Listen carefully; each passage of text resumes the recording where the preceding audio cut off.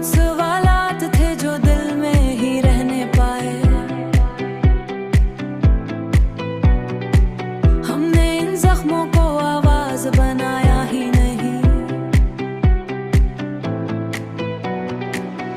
हमने माना कि सफर सख्त था उम्र भर, पर किसी मोड़ पे हिम्मत को हारा ही नहीं।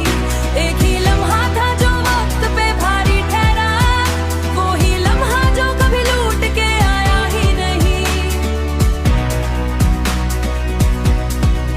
हमने खामोशी को ओढ़ लिया बरसों तक, शोर ने दिल को मगर चैन दुलाया ही नहीं।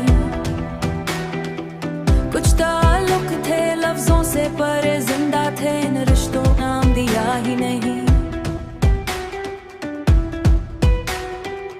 हमने हर दर्द को तकदीर समझ कर रखा, पर किसी दर्द को बाजार बनाया ही नहीं। कभी उम्मीद ने रखा हमें जिंदा अब तक, कभी मायूसी ने सब कुछ गिराया ही नहीं।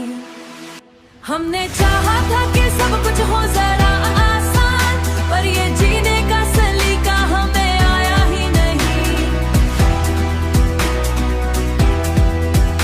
एक ही ख्वाब था जो आंख में ठहरा रहा, इसी ख्वाब को कभी नींद ने पाया ही नहीं। हमने अब से ही सीखी है अजंबियत की रस्म, वरना गैरों ने हमें इतना सता ही नहीं।